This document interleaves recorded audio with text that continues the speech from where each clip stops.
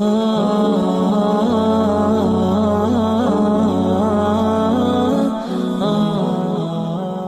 alaikum wa rahmatullahi wa barakatuh. Alhamdulillahi rabbil alamin.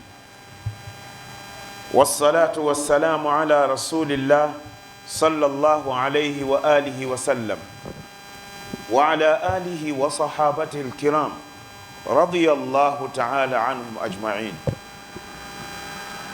Rabbi shrah li sadri wa yassir li amri wahlul 'uqdatan min lisani yafqahu qawli. Na'udhu billahi as-sami'il 'alim minash shaitanir rajim min hamzihi wa nafthihi wa nafthihi. Na'udhu bi kalimati llahi tamma min kulli shaitanin wa hamma wa min kulli 'ainin lamma. Ndugu zangu katika iman, popote pale mtakapokuwa,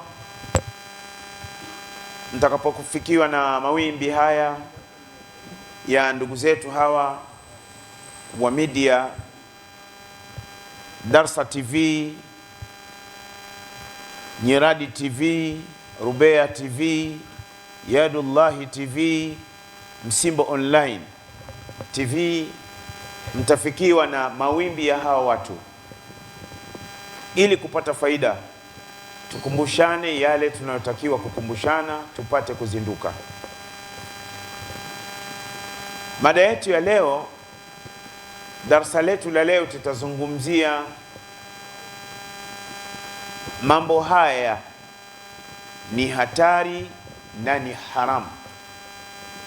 Mambo haya ni hatari na ni haramu. Itakuwa na sehemu ya kwanza na itakuwa na sehemu ya pili. Katika mambo ambayo hivi sasa yameenea, tutahadharishane ndugu zangu katika imani, Waislamu wenzangu. Hivi sasa Waislamu wanakwenda na kuharibika. Ina maana vizazi vyetu sisi Waislamu, hali ni mbaya sana kwenye maadili, inatisha mno, kiasi ambacho hata ndani ya sala, ndani ya misikiti, hakuna anayemuogopa Allah subhanahu wa ta'ala. Wanamume wanaswali uchi, viuno vyao vinaonekana, na boksa walizovaa zinaonekana, nyingine zina maandishi mabaya. Wiki mbili zilizopita nimeswali msikiti mmoja Kariakoo. Mtu ana t-shirt fupi, salatul maghrib, anakwenda rukuu katika sala ya qablia, anakwenda rukuu, alikuwa amevaa boxer. Ile boxer ina rangi kama nyeusi na ina maandishi ya njano. Unajua imeandikwaje, watu wa media? Ile boxer imeandikwa follow me kwenye makalio huko nyuma. Follow me, yani mfate nyuma kwenye makalio. Si ndio maana yake hiyo? Au mnasemaje jamani? Kavaa mwenyewe boxer, mwanamume huyo. Jana ilikuwa Jumatatu, majuzi Jumamosi, nimeswali pale msikiti mmoja Kariakoo. Natoka nje, tunavaa viatu. Kuna mtu mwanamume amekuja amevaa viatu yebo zimeandikwa hips.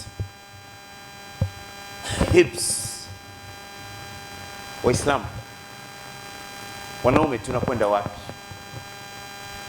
sasa? Kama baba amevaa yebo zimeandikwa hips, mtoto atavaa nini? Sio mambo kwamba nimeona mpaka nikamwambia mwenzangu hebu soma, na viatu vyenyewe yebo yenyewe ilikuwa ni nyeupe, zimechafuka. Nikamwambia soma, mwenyewe alikuwa bado yupo ndani, akasema kweli hips. Nikamwambia ni sahihi kweli? Sasa Waislamu hivi sasa tunakokwenda siko, tumuombe Mwenyezi Mungu salama. Wanamume tunaharibika na wanawake wanaharibika, lakini ni wajibu wetu sisi mashekhe haya kuyaeleza na kuyakemea na kutahadharisha. Katika moja ya mambo ambayo naomba niisome hadithi mwanzoni wa darasa letu, az-zajru shadidu liman takasala fi ghusli mawdi au fi ghasli mawdi al-janaba, makemeo makali kwa mtu ambaye atakayepuuzia, Muislamu atakayepuuzia kuosha ama kuoga maeneo ya sehemu inayotakiwa katika josho la janaba. Hapo inaingia janaba, inaingia hedhi, inaingia nifasi. Naomba mnisikilize vizuri sana Waislamu. Waislamu tumefundishwa na Mtume Muhammad sallallahu alayhi wasallam namna ya uogaji josho la janaba. Baada ya tendo kati ya mume na mke, ni sunna kwenda sehemu ya chooni.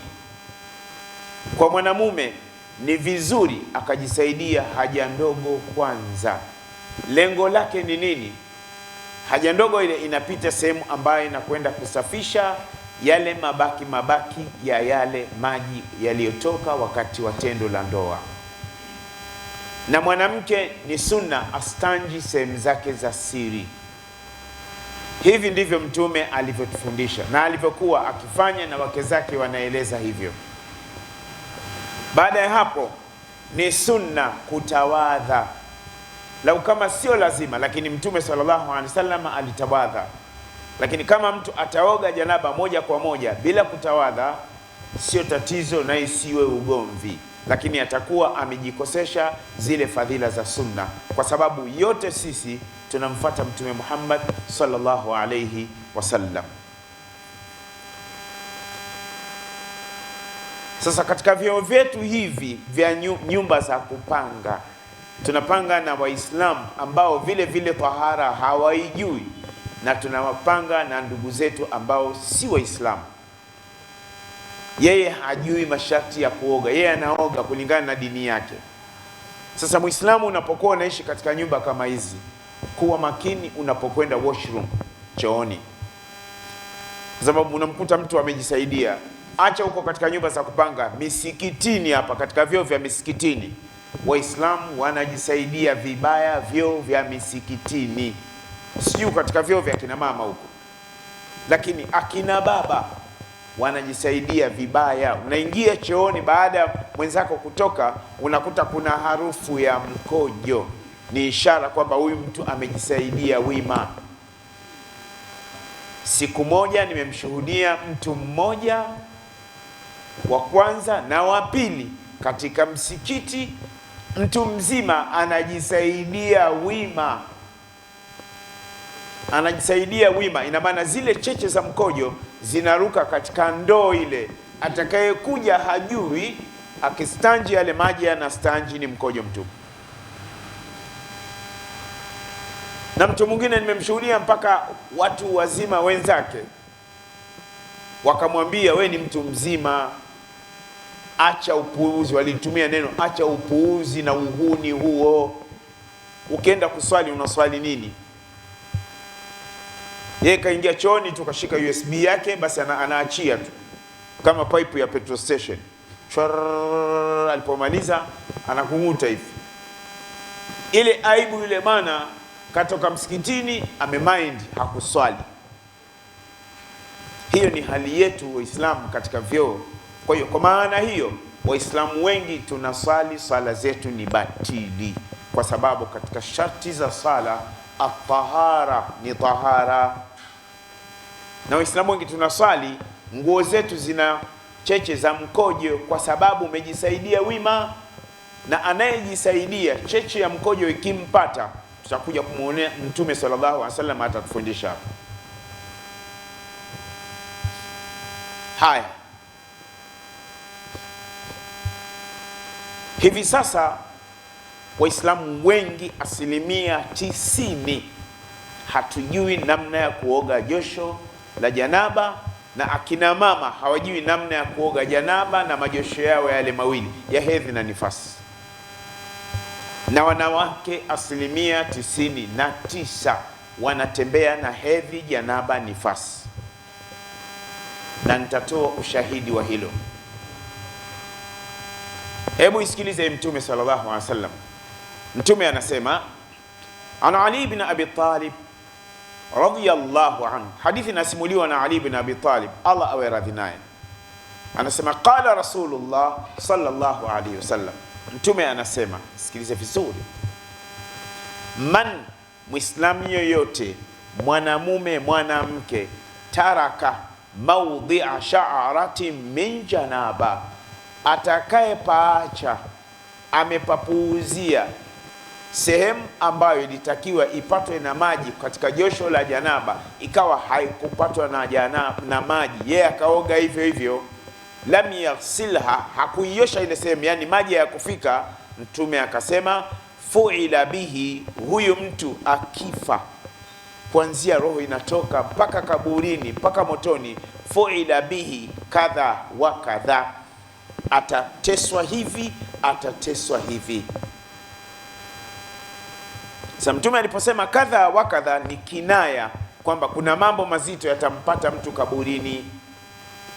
Qala Ali radhiyallahu anhu, Ali bin Abi Talib alipomsikia Mtume anasema hivi, anasema famin thamma, tangu siku hiyo nilipomsikia Mtume, adaitu sha'ra ra'si thalathan, alizungumza mara tatu, adaitu sha'ra ra'si, adaitu sha'ra ra'si, adaitu sha'ra ra'si, wa kana yajuzzu sha'rahu, rawahu Abu Daud as-Sijistani fi sunanihi rahimahullah. Mtume anasema huyu mtu anayeoga janaba ama ameoga hedhi au nifasi, sehemu inayotakiwa kupatwa na maji haikufika maji, maji hayakufika, huyu atapata kipigo kizito kaburini.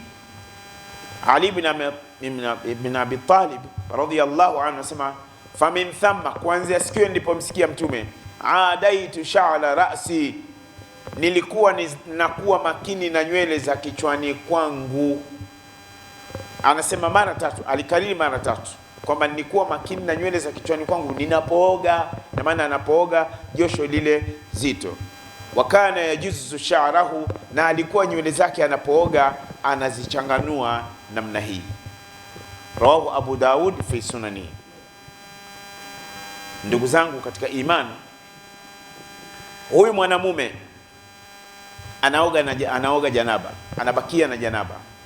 Sasa wanaume wengi, vijana na sisi watu wazima, hawajui kuoga janaba, na hawataki kuuliza, na hawataki kukaa katika darsa, kwa sababu sio muhimu. Wapo tayari kujadili mambo ya ligi, mambo ya kocha, sio mambo ya mchezaji, si goli, si la kimataifa, sio vitu. Yani Waislamu wamekuwa yani wamepotea mno.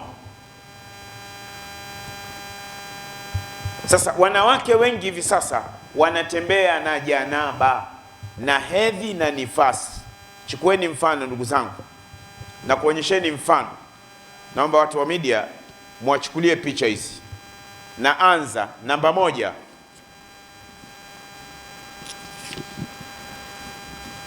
Wanawake wengi wanafuga kucha hizi hapa. Eti kucha hizi mtaani zipo hazipo? Kucha hizi zipo hazipo? Si nyingine zipo mpaka kwa baadhi ya wake zetu, mpaka kwa watoto wetu.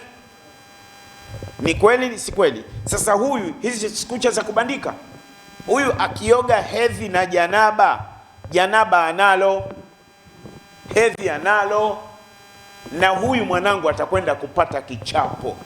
Kucha hizo mashosti. Na wanawake wa Kiislamu wengine unawakuta wamevaa hijabu, wamevaa wengine mpaka wamevaa niqab, wana makucha kama vile kenge, yani utadhani kenge, wana makucha ya kenge. Sasa mwanamke huyu moto anao kaburini, hawezi kuyaamini haya, asubiri afe. Najua akiyapata hayo kwenye mitandao baada ya kurushiwa, watachamba sana, watanitukana sana. Mwanangu, chamba mpaka uchambue, chambuka uwe kama mchicha. Mwanangu, mimi nitakutoboa tu, tena kupiga za mgongoni kwenye shimo pale pale. Umetoka theater na kutoboa hapo hapo kucha hizo. Hiyo ni namba moja. Swali, eti hizi kucha zipo hazipo? Zipo. Haya, hiyo namba moja. Unakwenda namba mbili. Hizi ni kucha zote ambazo zipo, ndugu zangu. Haya, kucha hizo, mpaka baadhi ya wanamume kucha hizi wanazo. Mwanamume anafuga kucha, anakuwa kama shosti. Kucha hizo, jamani, kucha hizi. Na baadhi ya wanamume tuna makucha kwenye miguu. Kila mmoja ajiangalie hapa msikitini, kila mmoja ajiangalie.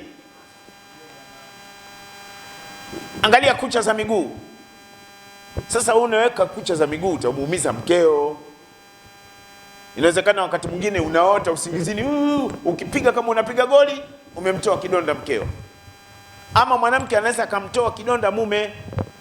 Lakini swali najiuliza, hawa wanawake wanapokwenda kwenye haja kubwa wakistanji, mavi yanabaki hayabaki? Mavi yanabaki, mashosti hao wanatembea na mavi. Hii kweli si kweli? Hiyo namba moja hiyo. Nimewambia nikisoma hii hadithi nitaonyesha mfano. Na kwenda namba tatu. Namba mbili hiyo. Hizo ni kucha ambazo wanawake wa Kiislamu wanazo, kwa sababu anataka aonekane naye. Angalieni, eti jamani, kucha hizi zipo hazipo? Na amevaa kipini, amevaa kipete mkufu. What the meaning of this? Na wanamume wengine wakiona namna hii, unakuta jana mume linajitafuna kucha hivi.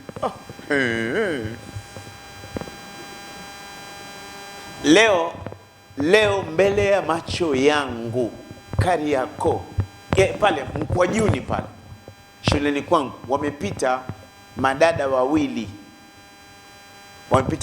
wawili, pisi mbili, pisi mwanangu hizo zimepita pale. Wale madada walivyovaa na namna Mungu alivyowaumba, wale wanamume wawili mwambia, dada umependeza. Kakwambia kama kapendeza? Si umetongoza? Eti umetongoza hujatongoza? Dada umependeza. Na wale mabinti walikuwa wanacheka tu. Sasa mimi ninasogea pale ili nijue, nione ninachokisema ni ushahidi. Na wenyewe watakapoipata pale Mkwajuni, wakiipata hii, watasema shekhe umetuchora kweli kweli. Naambia ndio zangu hizi mimi. Sijamtaja mtu jina. Dada umependeza. Huko wengine Kariakoo tasema, jamani peponi tutakwenda kweli. Angaliani kucha hizi. Jamani, kucha hizi, huyu akioga hedhi, janaba ipo haipo? Haya, hiyo ni namba ngapi? Namba tatu. Na kwenda kucha namba 4. Angalia hiyo konki mwanangu. Kucha konki hizo. Angalia hizo konki. Waislamu wenzangu, ni haramu Muislamu kufuga kucha hizi. Waislamu tumeambiwa kila baada ya wiki moja tukate kucha.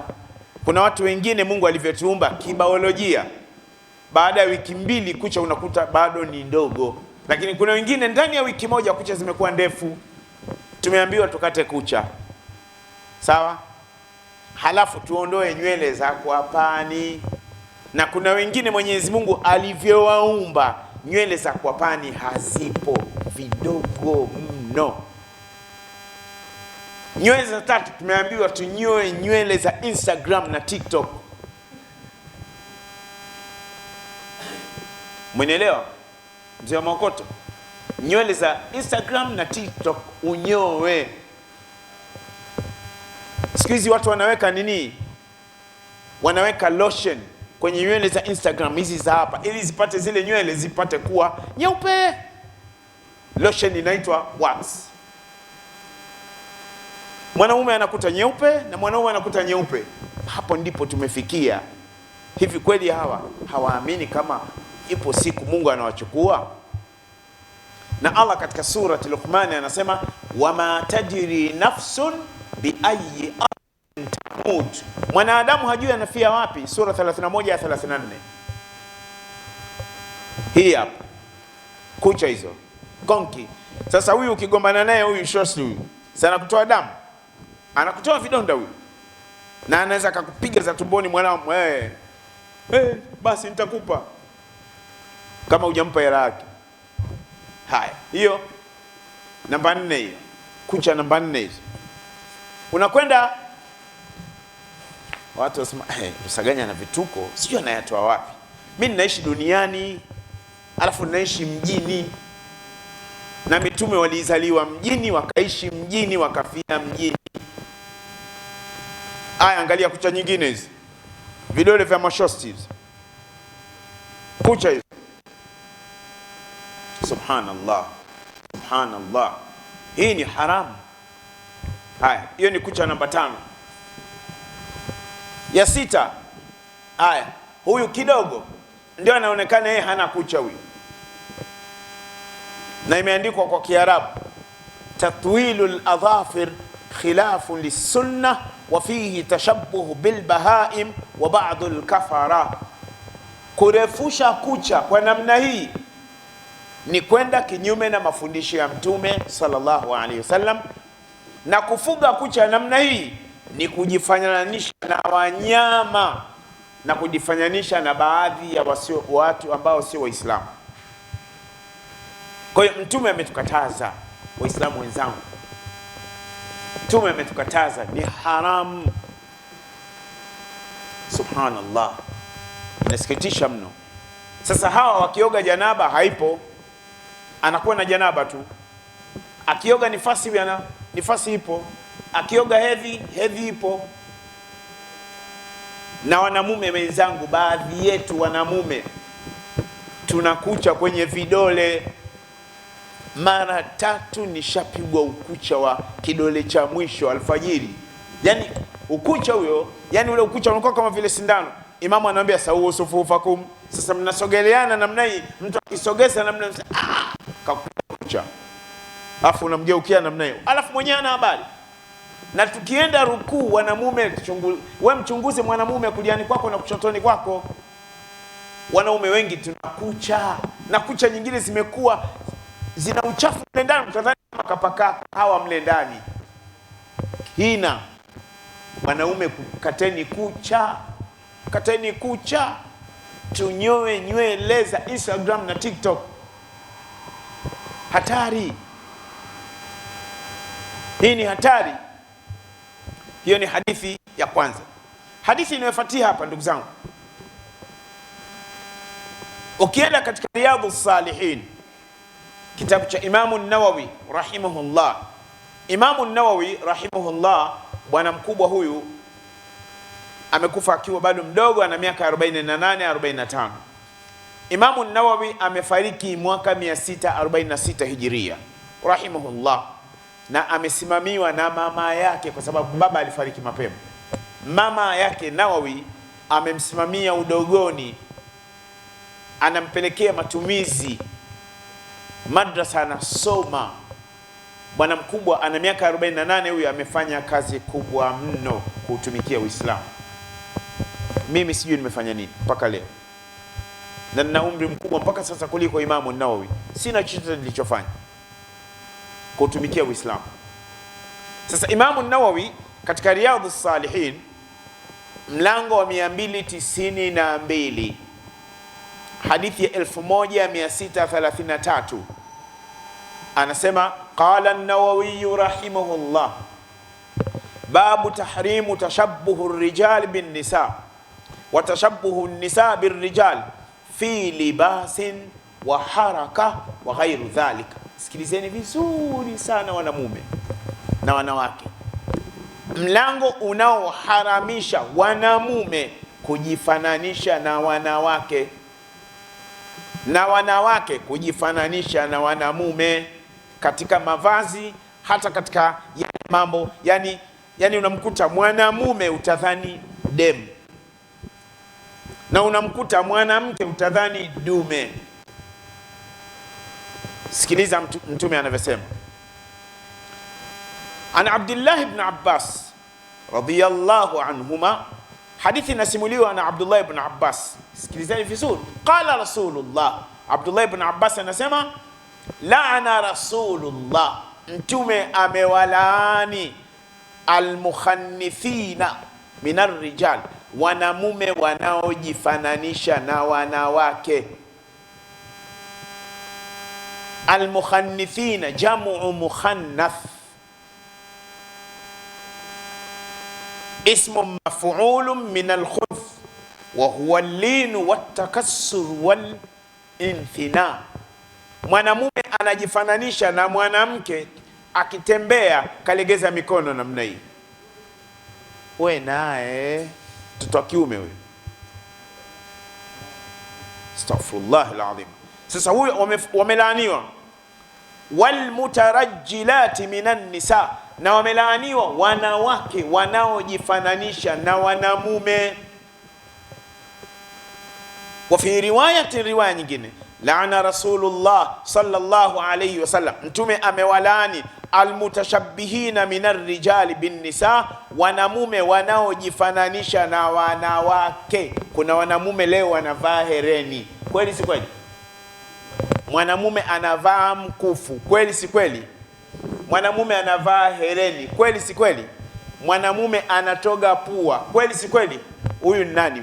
Dem. Anasuka nywele. Mwanamume anasuka nywele. Mama yake mdogo kasuka nywele. Mama yake mdogo kavaa hereni, naye kavaa hereni. Nani mama mdogo hapo? Mama mdogo nani hapo? Wote odo. Akienda Tanga anasema huyu odo. Odo huyu. Ndio anaitwa odo.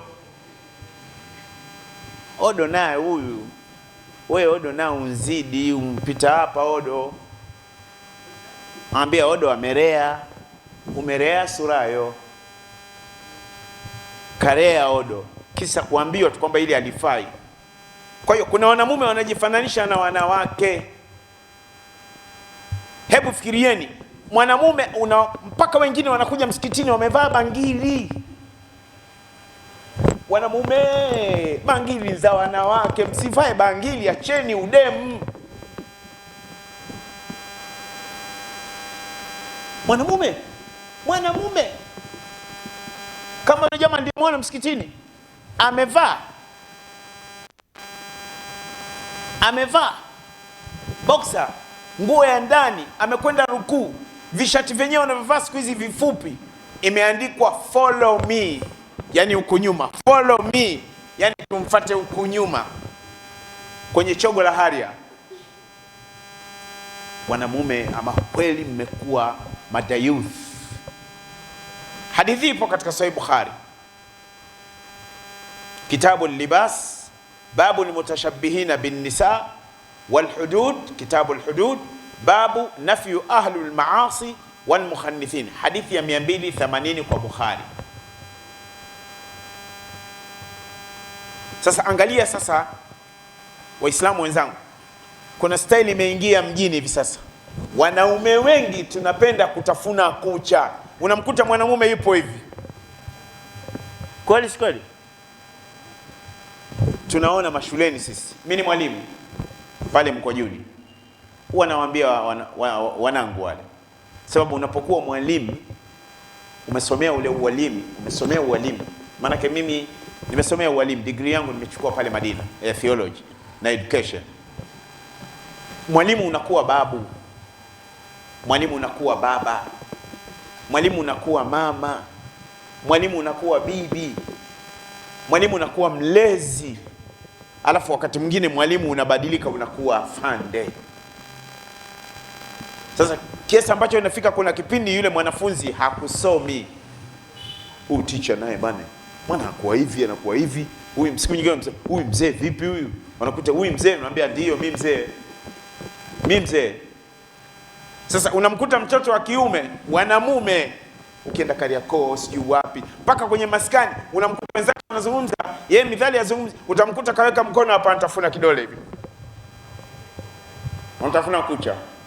Wanamume acheni kutafuna kucha, hii maana sio nzuri. Unapotafuna kucha mbele ya wanaume wenzako, maana yake I need you, na kutaka. Yani kila kitu kinachotoka Ulaya watu wanaona kinafaa. Astaghfirullah alazim. La ilaha illa Allah. Hiyo ni hadithi. Hadithi nyingine, Mtume sallallahu alayhi wasallam anasimulia Abu Huraira radhiyallahu anhu. Abu Huraira anasema la'ana Rasulullah, Mtume amemlani ar-rajula yalbasu libsata al-mar'a, Mtume amemlani mwanamume anayevaa nguo ya mwanamke. Swali linakuja, je, wanamume hivi sasa tunavaa hatuvai? Tunavaa. Wal mar'ata talbasu libsata ar-rajul. Limadha al-mar'ata? Bimaana la'ana Rasulullah al-mar'ata, ndio maana imekuwa hivyo. Na Mtume amemlani mwanamke ambaye anayevaa nguo za wanamume. Siku moja nipo Mkunguni, wakati nipo Mkunguni pale, wakanishtua washikaji pale. Ambia oya, angalia huko. Shekhe, tunakwenda wapi hapa? Nikamwambia, "Je, vipi?" Walikuwa bodaboda. Angalia kule. Vipi? Kuja kuangalia mwanamke amevaa kanzu ya mwanaume, ile ya mikono mifupi. Kariakoo. Nikamtazama. Subhanallah. Na mnafahamu hata hivi vilemba vyekundu hivi wanawake wanashona madera, hamjaona? Vilemba vyekundu hivi ambavyo mashekhe wa siku nyingine tunavivaa kwenye mimbar. Siku nyingine mtu anavaa kile kilemba, ile kutora nyekundu, anajiona kama yeye sahaba nini. Wanawake wanashona madera, wakati ile sio zao, wanashona madera. Sasa wanamume, hadithi ni katika Sunan Abi Daud, kitabu libas, babu libasu nisa, hadithi ya 498. Yani ni mtihani mkubwa. Islamu wenzangu, huu ni mtihani. Ni mtihani, ni mtihani, ni mtihani. Tunakwenda hadithi ya 4. An Abi Hurairah radhiyallahu anhu qala, imesimuliwa hadithi na Abu Huraira, Allah awe radhi naye. Mtume anasema sallallahu alayhi wasallam, sinfani min ahli an-nar. Sikilizeni vizuri sana hiyo hadithi. Watu wa aina mbili ni watu wa motoni. Je, mimi shekhe nimo ama wewe umo? Sinfani min ahli an-nar, watu wa aina mbili, yani wenye watakaofanya matendo ya aina mbili. Min ahli an-nar, ni miongoni mwa watu wa motoni. Mtume akasema lam arahuma, wakati nikiwa hai sipata kuwaona. Ina maana alikuwa anabashiria kwamba watakuja. Qaumun ma'hum siyad ka adhnabil baqar, watatokea watu watakuwa na bakora kama za masikio ya ng'ombe. Yadribuna biha an-nas, watawapiga watu. Mtume akasema wa nisaun, watatokea wanawake. Kasiyatun, wanaonekana wamevaa. Ariyatun, wapo uchi. Jamani, hivi sasa wanawake kuna kitu walichobakiza mwilini tusikione? Tunaona kila kitu. Ariyatun, wapo uchi. Mpaka wanawake wanaonyesha shanga za kiunoni. Amekaa.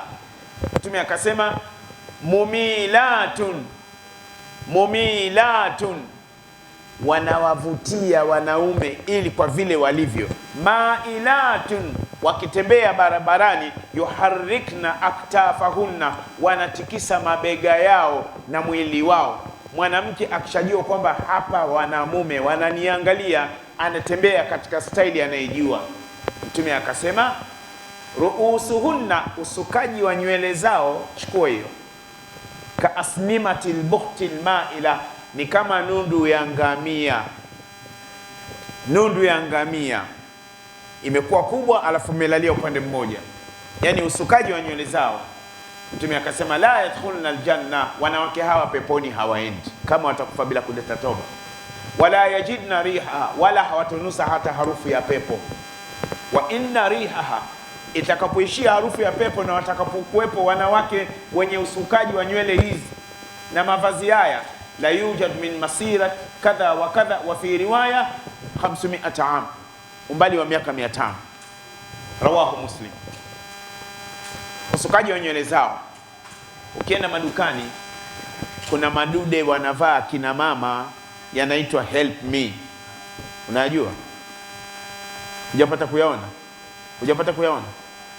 Help me. Hujapata kuyaona? Manake wanawake, kila mwanamke anajiona anataka awe na nywele.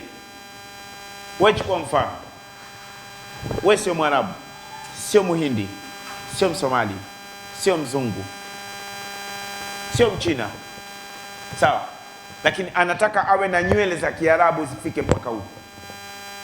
Sasa ndio maana unakuta kuna wengine wanavaa kamba za mkonge kutoka Kabuku. Nywele zinauzwa madukani, mawigi yale. Sasa kuna vitambaa ambavyo wanawake wanavivaa.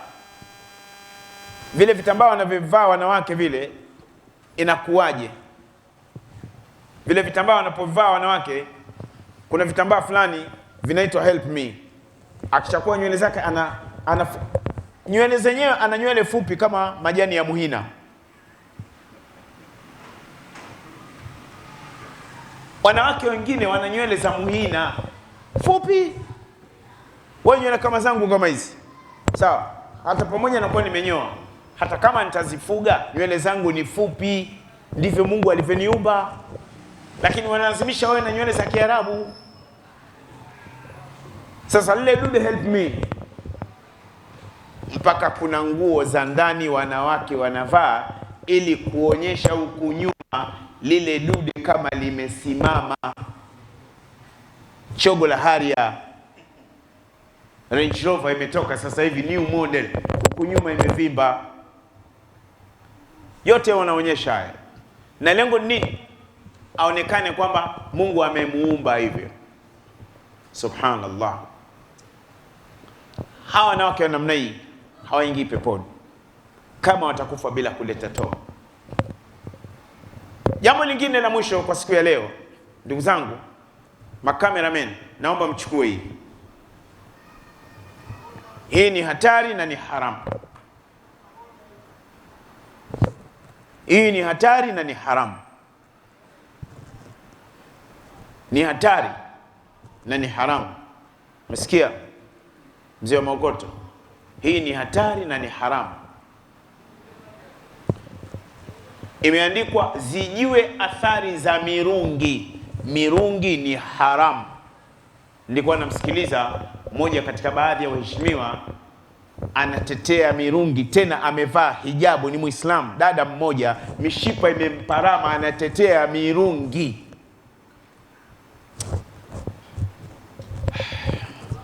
Subhanallah.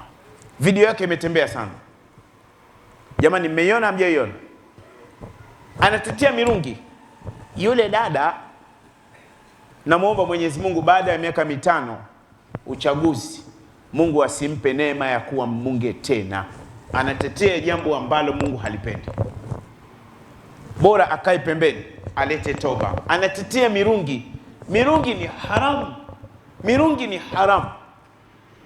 Mirungi ni nini ndugu zangu? Wanasema mirungi ni aina ya mimea inayostawi kwenye hali ya unyevu na milima yenye urefu kati ya futi 4,000 hadi 9,000. Hapa nchini mimea hii hupatikana kwa wingi kama uoto wa asili katika mikoa ya Arusha, Kilimanjaro, Manyara na Tanga. Hata hivyo, kiasi kikubwa cha mirungi itumikayo nchini huagizwa isivyo halali kutoka Kenya. Majina ya mirungi, majina mengine ya mirungi: miraa, mbaga, mogoka, veve, bomba. Hii wamesahau, inaitwa bomba stick, ndikuta Mombasa. Tusimame kidogo hapa kwa ajili ya adhana.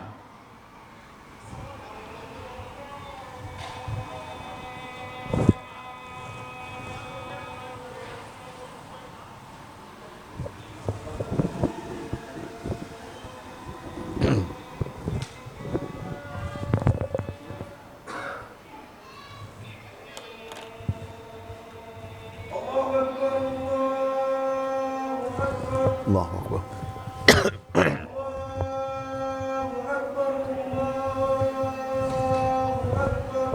Allahu Akbar. Ashhadu an la ilaha illallah. Ashhadu an la ilaha illallah.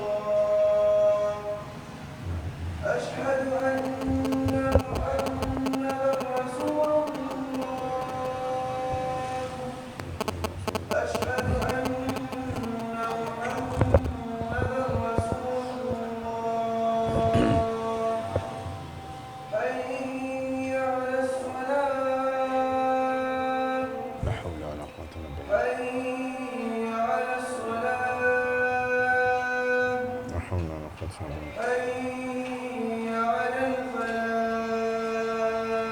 لا حول ولا قوة إلا بالله. لا حول ولا قوة إلا بالله.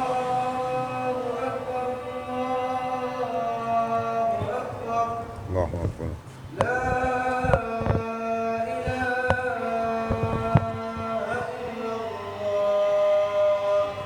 لا إله إلا الله محمد رسول الله صلى الله عليه وسلم.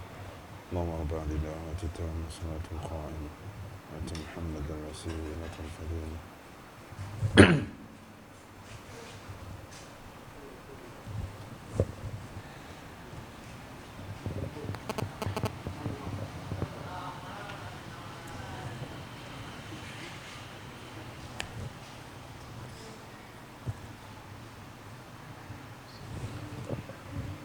Haya ni majina ya mirungi.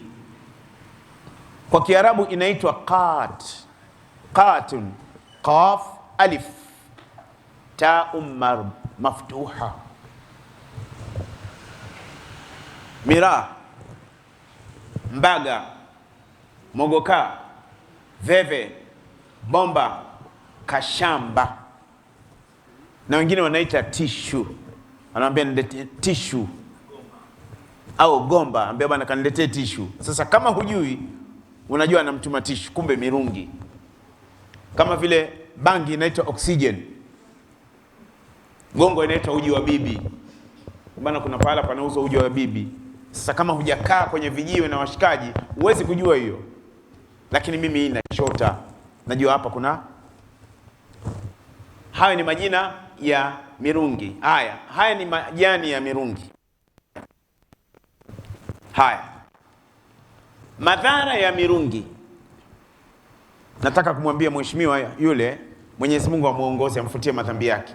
Kwanza, ameukosea adabu Uislamu. Amevaa vazi la Kiislamu, hijabu ya Kiislamu, halafu anakwenda kutetea upumbavu, anatetea ulevi.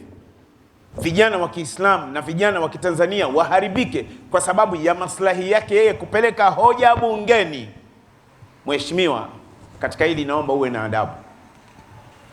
Nakwambia mimi ni Rusaganya, uwe na adabu, na sihitaji unifuate tushauriane. Unashauriana na mimi nini? Unatetea upumbavu, utetee ulevi, alafu uje ushauriane na mimi? I don't like. Sitaki upumbavu huo. Mirungi haramu. Siku moja niliingia katika maskani moja wala mirungi. hapa Dar es Salaam baada ya asr. Nikaingia nimekuta wanaangalia TV na wamekaa kwenye zulia zuri kama ile ya msikitini. Alafu mle ndani mna majlis, mna viti vizuri vya kifahari. Wanaangalia TV kama sio futi 60 ile 70, wapo pale. Alafu wote mashavu yamevimba kama wamepigwa ndoo. Wako. Sasa wakati naingia ndani kuna mtu alikuwa nje pale akawa na wabonyeza wenzake. Yaani kaeni kimya, anacheka. Kaingia ndani, salamu alaykum. Wa alaykum salaam. Jamani vipi? Salama salama. Mimi nimekuja kuwasalimia tu, lakini nimekuja kuwakumbusha tumeshatoka kusali hapa msikitini la asri, nendeni mkasali. Wakainama hivi chini. Akajitokeza mlamirungi mmoja akasema, shekhe, hilo ulifanya ni haramu, haifai. Nikamwambia kwa nini? Ambia Mungu anasema wala tajassasu, msichunguzane. Mlamirungi wewe. Ikamtoka mstari katika suratul Hujurat, wala tajassasu. Nikamwambia sawa. Nikaondoka. Sasa siku ya pili tumeonana, nikamwambia shehe, wewe sikiliza, kama una hela njoni kupe hela. Njoni kupe hela. Maana nimewahi kuambiwa na Mlamirungi Konki profesa, sema ukitaka kuchukua hela ya Mlamirungi msubiri ile handas imeshampanda. Handas nye mnazungumza ni neno la Kiarabu. Handas maana yake ni ulevi wa mirungi. Tumeelewana vizuri? Ni ulevi wa mirungi. Ni kama vile sisi tunakuwa tunafanya mambo ya Kiingereza, mambo mengine. Ndio nimesema nimemkuta mtu amevaa viatu pale msikiti wa Manyema. Viatu vipo nje vimeandikwa hips. Eti hips ni makalio, sio makalio. Mwanaume kavaa makalio. Imeandikwa hips.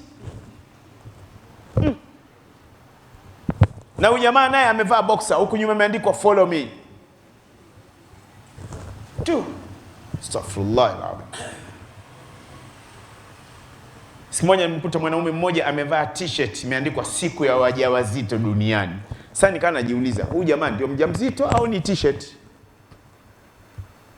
Nimeswali Mkwajuni pale Ijumaa 3 zilizopita, siku ya Sheikh Almas Ibn Khalid hafidhahullah, ni imamu pale Mkwajuni, ndiye aliyekuwa khatibu. Mimi nimeswali pale, mbele yangu kuna mtu amevaa t-shirt huku nyuma imeandikwa crazy. Crazy. Sasa najiuliza, crazy ni huyu jamaa au crazy ni t-shirt? Yani cheese. Yani ungo umeyumba. Subhanallah. Haya, madhara ya mirungi. Baadhi ya madhara ya mirungi ni: moja, kukosa hamu ya kula. Pili, vidonda vya mdomoni na tumboni. Tatu, kukosa choo. Anza kaka mda mirungi siku 3 siku 4 hajapata haja kubwa. Hiyo ni ya tatu hiyo. 4, kupungukiwa maji mwilini. 5, shinikizo la damu. 6, kukosa hamu ya kufanya tendo la ndoa na mkewe. 7, kupungua kwa nguvu za kiume. 8, mwili kuwasha. 9, maumivu makali ya kichwa. 10, kuharibika kwa ini. Inaharibu ini mirungi. Na hayo yote ukiuliza madaktari wanakwambia. Mirungi husababisha 11. Mirungi husababisha mtumiaji kukosa usingizi kwa muda mrefu, hivyo kuongeza uwezekano wa kupata ajali ya ajali. Ndio maana madereva wengi wa lori hawalali. Wengine ni rafiki zangu wananisikia huko, hawalali. Sasa anasema wanafunzi wanaotumia mirungi hushindwa kumudu masomo na kadhalika. Utajiepusha vipi na matumizi ya mirungi? 1, jiepushe na makundi ya watumiaji wa mirungi. 2, shiriki kwenye michezo, yani mazoezi. 3, jifunze na zingatia stadi za maisha. Sheria inasemaje? ukikamatwa na mirungi ndani ya Tanzania, sheria inasemaje kuhusu mirungi na dawa nyingine za kulevya? Kutumia, kuhamasisha matumizi, kuuza, kusafirisha, kuhifadhi au kujihusisha kwa namna yoyote ile na kufikia hadi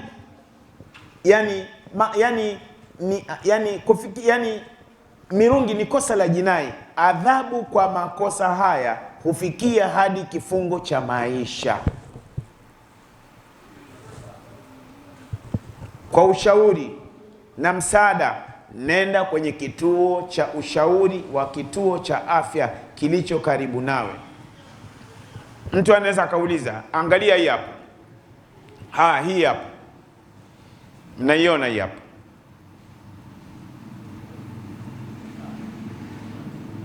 Sawa. Sasa mimi nimeipata wapi? Hii imetengenezwa wapi? Mtu imeandaliwa wapi? Mtu anaweza kusema hii Rusaganya ametengeneza mwenyewe. Sikiliza. Imetayarishwa na Tume ya Kuratibu Udhibiti wa Dawa za Kulevya, Kitalu namba 434, barabara ya Maliki Upanga, sanduku SLP 80327, Dar es Salaam, Tanzania. Simu 22 21 52 53. Fax ndio hiyo. Barua pepe ndio hiyo. Hii hapa.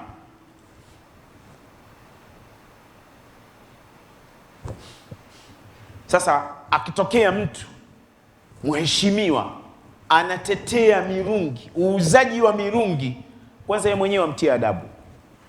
Just 1 week atiwe adabu.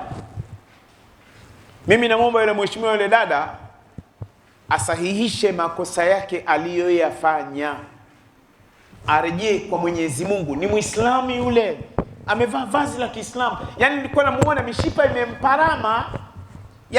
imemparama, utadhani kama vile anakaribika kutoka roho. Unatetea mirungi, unakula pesa ya Tanzania, kodi ya Tanzania, unakwenda kutetea mirungi. Puuzi mkubwa wewe. Kula mirungi mwenyewe wewe uharibike. Kula mirungi, haribika wewe. Hatutaki upumbavu katika nchi ya Tanzania.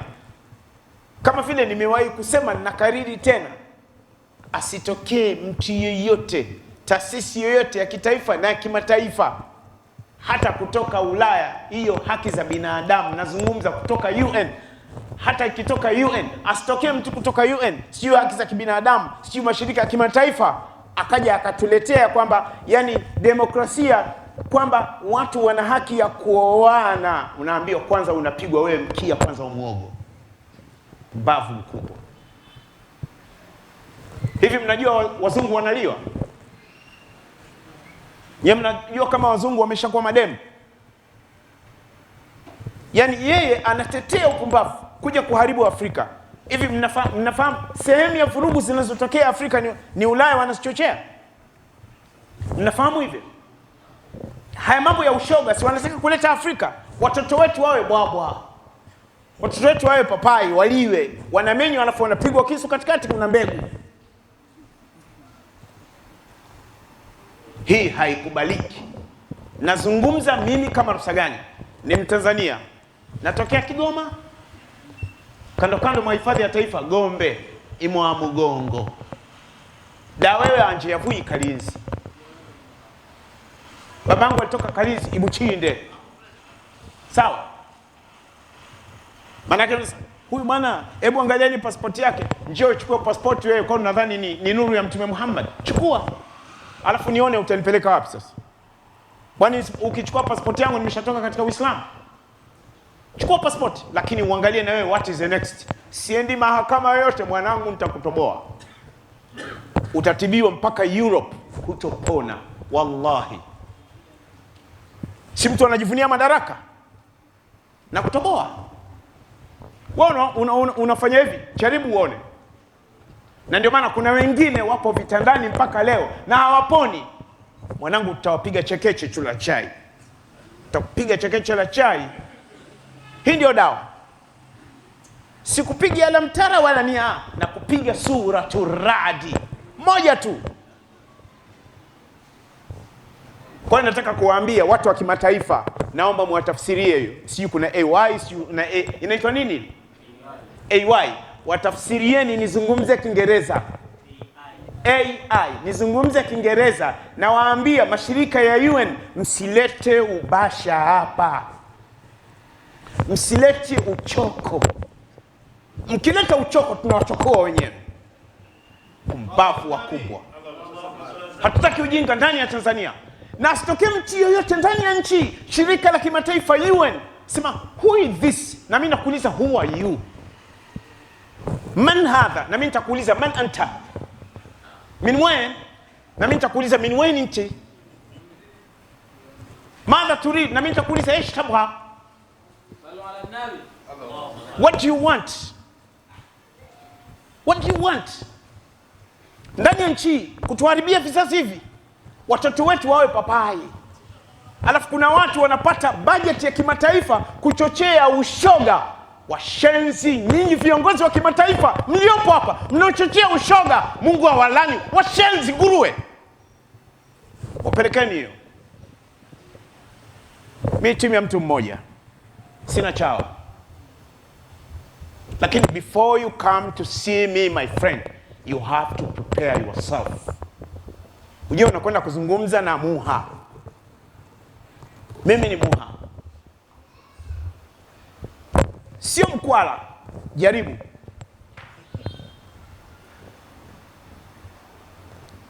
Hii ni haram. Mirungi ni haram. Mirungi ni haram. Mirungi ni haram. Ipo siku itakuja sigara. Warning. Cigarette smoking is dangerous to your health. Onyo, uvutaji wa sigara ni hatari kwa afya yako. Hii ni kweli si kweli? Kitu ambacho ni hatari katika Uislamu ni halali au haram? Na si transformer imeandikwa danger. Eti transformer ya internet imeandikwa danger. Eti palipoandikwa danger ni sunna kukaa pale au ni haram kukaa pale? Na sasa inakuwaje? Hii nimeitoa mwanangu hii. Hii nimeitoa. Unaweza kunitafuta uficho wapi uweze kufanya chochote? Fanya unachotaka. Mungu anakuona, mimi sikuoni. Lakini kutobakia salama. Kutobakia salama. Ndugu zangu katika imani, haya mambo ni haramu na ni hatari. Mashirika ya kimataifa na ndani ya nchi yapo chini. Hivi mna habari kwamba mashoga yamekuwa wengi Tanzania? Na mikoa imeharibika. Mikoa imeharibika. Mtoto wa kiume anazungumza da anti nyo. Shenzi wakubwa machoko nyinyi. Nyie pamoja na mashirika ya kimataifa yote. Mimi sihitaji kwenda Ulaya, sihitaji kwenda Marekani. Nimekwenda kwa Rasulullah sallallahu alayhi wasallam mara 3, naingia kwao na Habibullah alipozaliwa Mtume Muhammad. Wananitishia kwenda Marekani kwa machoko. Nimekwenda Palestina, Masjidul Aqsa, subhanalladhi asra bi'abdihi, mpaka nimekwenda huko. Nimeswali pale mihrabu Zakaria, nimeswali pale. Wananitishia nini? Aliporuka Jibril na Rasulullah kwenda mbinguni, nimefika, nimeswali pale. Wewe utaniambia nini bwege? Machoko nyinyi. Afu anatokea huyu mtoto anatia mirungi. Wewe dada, kabla Mungu haja kufanya cha kukufanya, lete toba. Usilete toba kwangu. Usiniletee hela. Hapana. Alafu mimi niombe Waislamu, nyote wa media, naomba mnijue mimi Rusaganya. Mimi sio mtu wa kupenda wali. Mimi sipendi chapati. Sawa? Mimi sio mtu wa shughuli. Si aliko kwenye shughuli, shaalikwa mara nyingi sana. Siendi, na ninasema siendi. Siendi. Shaalikwa pahali, maeneo mengi, siendi. Mimi sipendi kula. Mimi chai inanitosha. Nikipata chai na andazi na lala. Utanitishia bahasha. Alafu bahasha, what is the next after bahasha? Itakuwa nini? Narudia tena, nchi hii hatutaki ubasha, hatutaki uchoko. Na kuna biskuti fulani zimeandikwa choko, mshaziona? Eti hiyo nimezua au sija? Hiyo ni zua, nimezua ni kweli? Sikuna biskuti zimeandikwa choko, hamjaziona? Why? Why?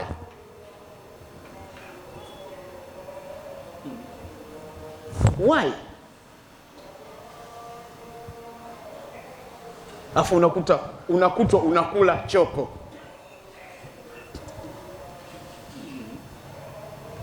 Watu wanasema wewe Rusaganya muuni. Mimi muuni kweli? Sinaishi mjini man. Wamesikia kijijini wanakaa wauni. Na mjini.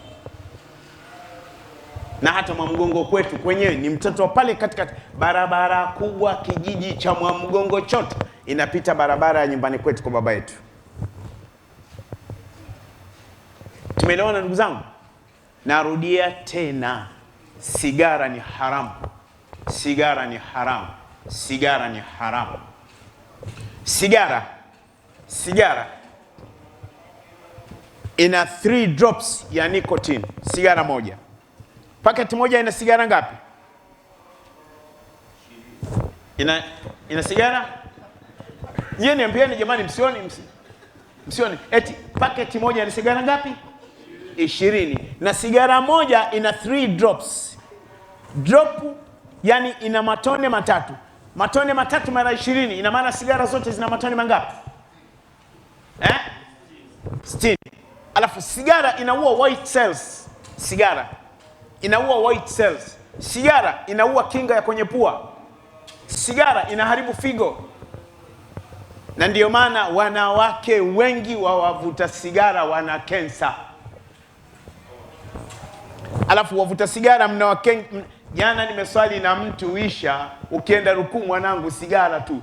Subhana rabbiyal ala subhana. Nilikuwa nafunga pumzi. Bonge la sigara mwanangu. Jamaa, na mtume anasema, sikilizeni.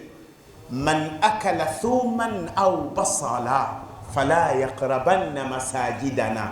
Atakayekula kitunguu saumu, chukua hiyo. Umechukua hiyo? Atakayekula kitunguu saumu au akala kitunguu maji asisogee msikitini kwetu. Fa innal malaikata, hakika ya malaika, tataadha, wanakereka kama yataadha minhu bani adam. Kwa hiyo wewe umekula pweza, mwengo. Sikia, umekula mwengo, umekunywa mwengo. Kuna watu wengine mwengo hawajui. Lakini nimeuliza kwa fasalu ahla dhikri, nimeuliza wenyewe wazawa wa mwengo. Mwengo ni mchuzi wa pweza. Mimi nimetoka huko. Nimeujuaje? Naishi na watu mwengo. Sawa? Sasa mwengo unapokunywa piga mswaki. La sivyo wala amin. Malaika wenyewe wanafanya hivi. Malaika hawali chochote, hawali pweza. Wala bali amin. Fegi. Sasa mtu kwa siku anapiga fegi yani paketi 3. Na mtu mmoja nimemuuliza, namuuliza mpaka sasa, alikuwa anaumwa na aliwahi kulazwa hapa JK. Moja katika familia nilimuuliza, umeanza kuvuta sigara lini? Akasema wakati ana umri wa miaka 15. Mpaka anafariki amevuta sigara miaka 53. 20 mara 53 amevuta sigara ngapi? Nipeni hesabu hapo. Na hesabu kipengele, mathematics hatari. Na 20 mara 53 amevuta sigara 1060. Sasa fanya 30 alafu unaipeleka mara umri miaka. Sichangae na kwenda kwenye milioni. Hivi mume anapokuwa anamkoholea mkewe mvuta sigara inakuwaje? Mwanamke atafanyaje? Inabidi wewe baba zai naye wewe. Mate ya mvuta sigara ni sumu, na ukitaka kujua ni sumu mate ya mvuta sigara, chukua yale mate ya mvuta sigara ama nguo za mvuta sigara, ziweke pahala, na uchukue nguo za mtu ambaye havuti sigara. Nzi, mbu wanatua kwenye nguo za mtu ambaye havuti sigara. Wakitua pale, nzi wenyewe qalu, nzi.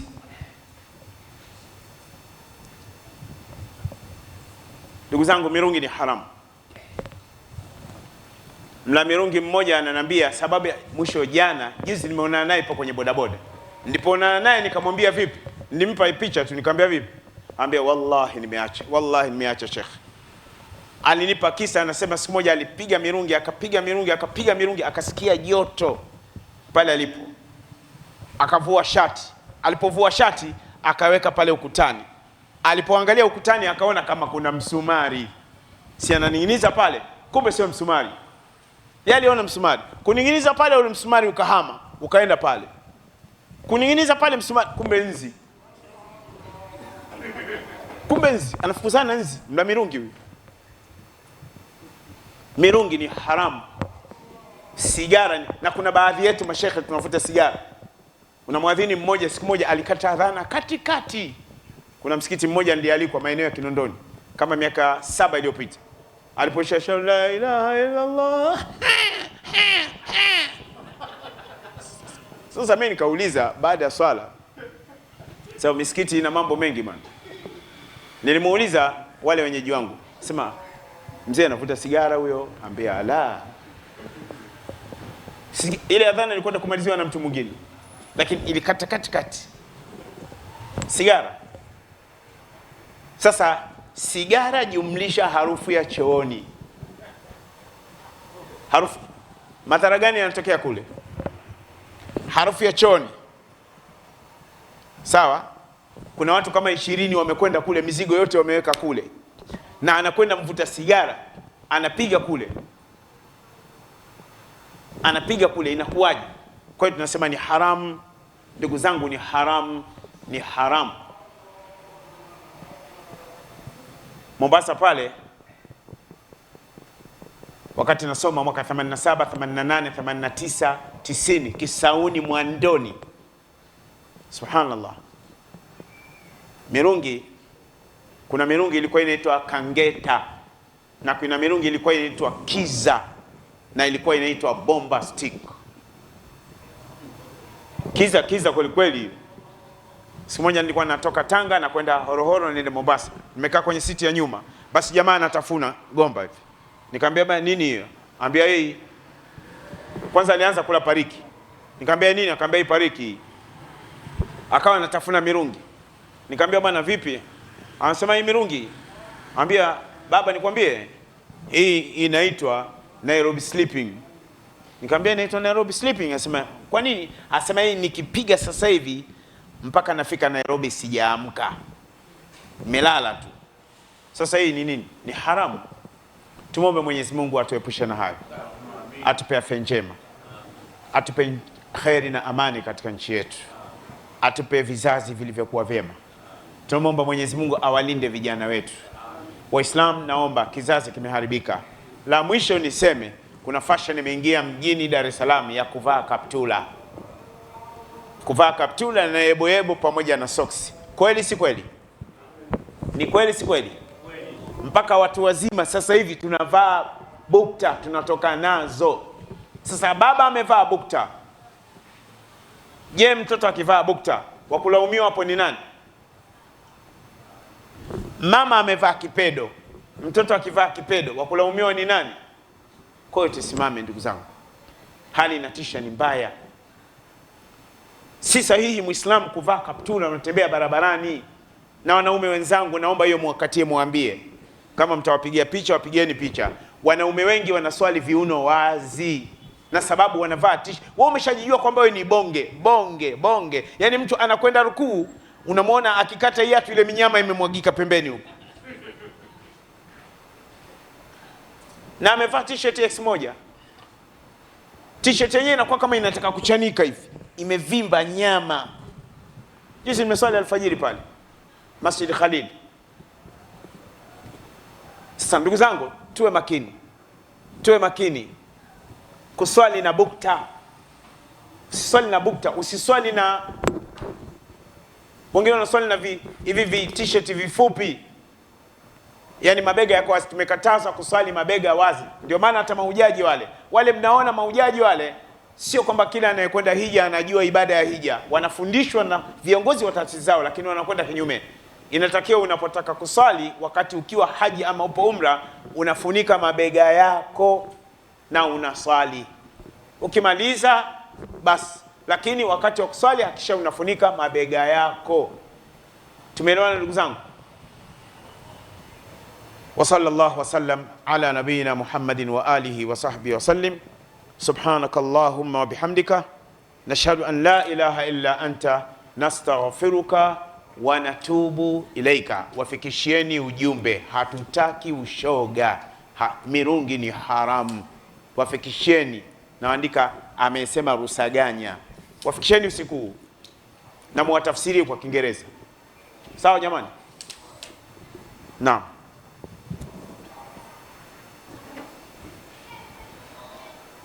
Kuna maswali? Ahlan wa sahlan. Hakuna maswali?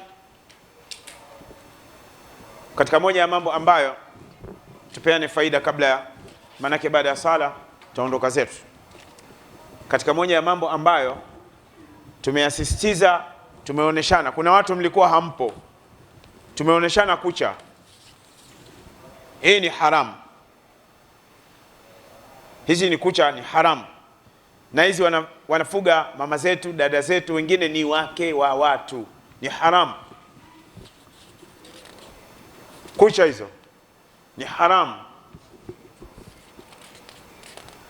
Kucha namba 3 mpaka amevana na kijibangili kwenye kidole, haramu. Wenyewe wanajua wanawake maana yake, wanajua maana yao.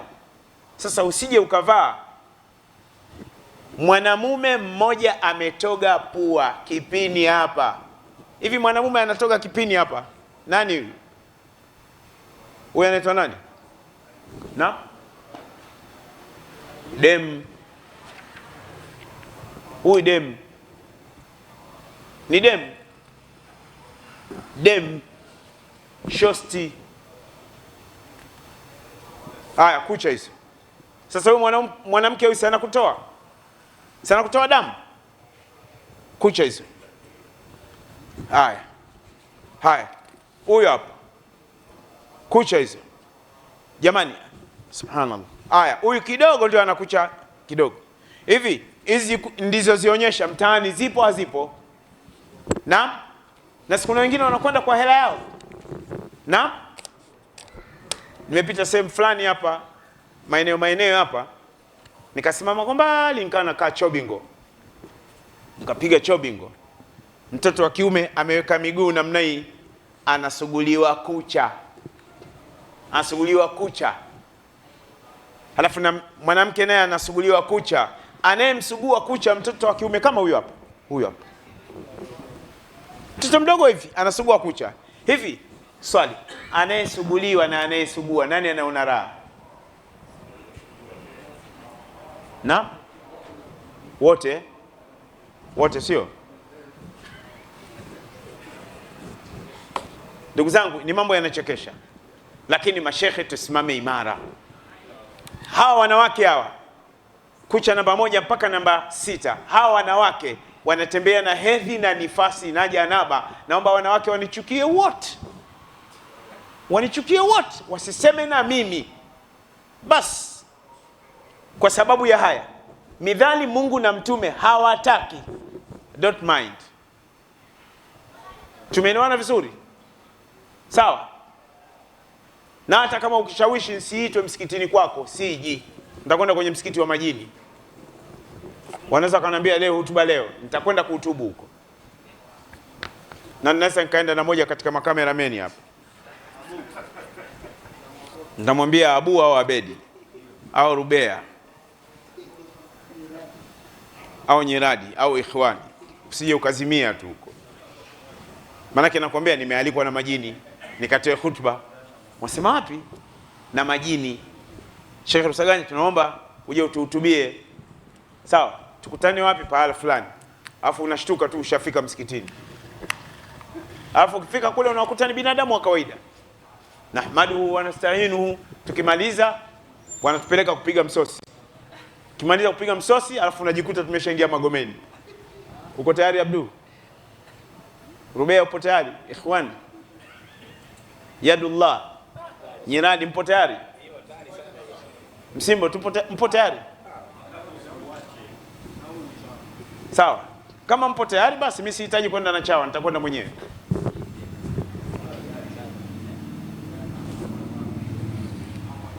Naam, nadhani mpaka hapa panatosha.